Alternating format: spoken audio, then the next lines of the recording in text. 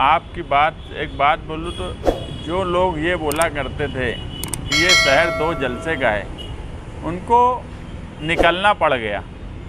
ज़मीन खिसकती हुई नज़र आने लगी तो ये मिली जोड़ इस तरह की बात करने लगी। मैं एकदम सच बोलूँ तो बिरादरीवाद फैलाने का काम इस शहर में 1999 में शुरू हुआ।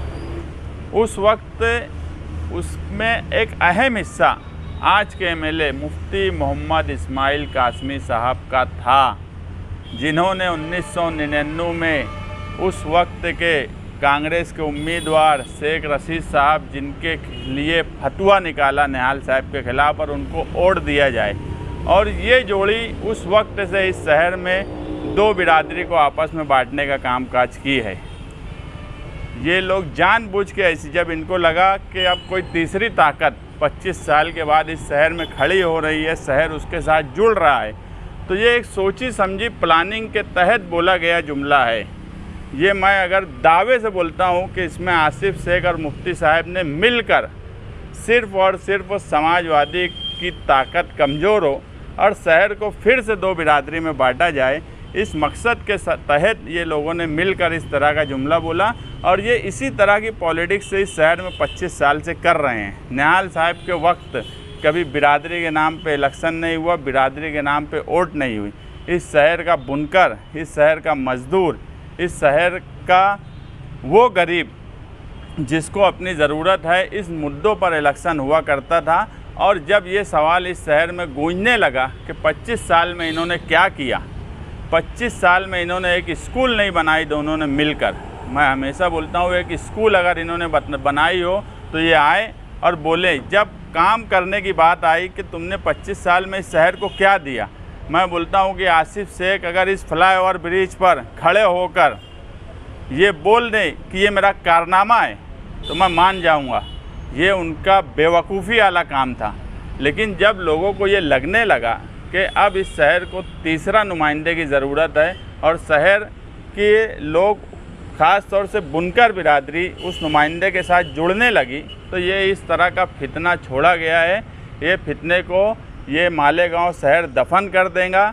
और ये मिली जोड़ जो है शेख रशीद, खानवादा और मुफ्ती इस्माइल के ख़ानदान शुरू होने की शुरुआत, इसको यहीं पर दफन कर देगा ये शहर।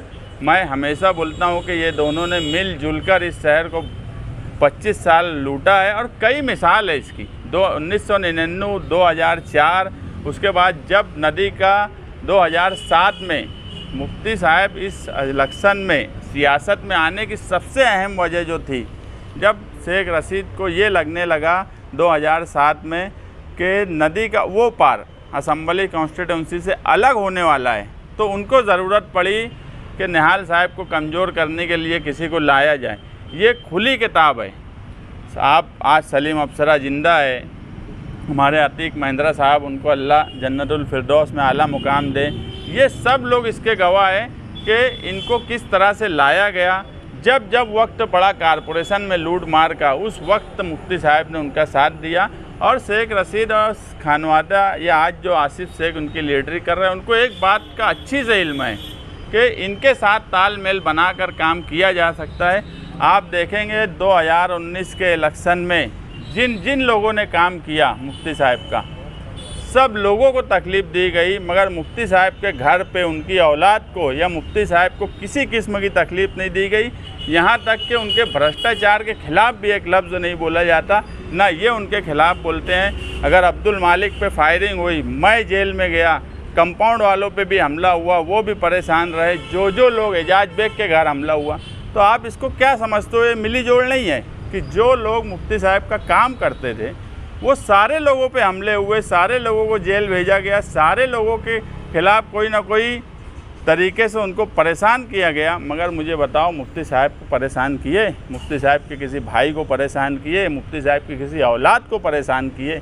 ये मिली जोड़ है। और ये मिली जोड़, ये फितना आगे आने वाले इलेक्शन में हर हाल में लाएंगी। मैं मालेगांव शहरियान से और बुनकरों से ख़ास तौर से अपील करता हूँ कि इस तरह के फितना पैदा करने वाले को अपनी जगह इंशाअल्लाह ये शहर दिखा देगा। डायमंड कारपेट, हमारे वहाँ कारपेट, गरास, हेडलोन, रेलवे वाला कारपेट होलसेल रेट में दिया जाता है। हमारा पता याद रखें, मुस्तफ़ा बंगार बाज़ार, डायमंड कारपेट।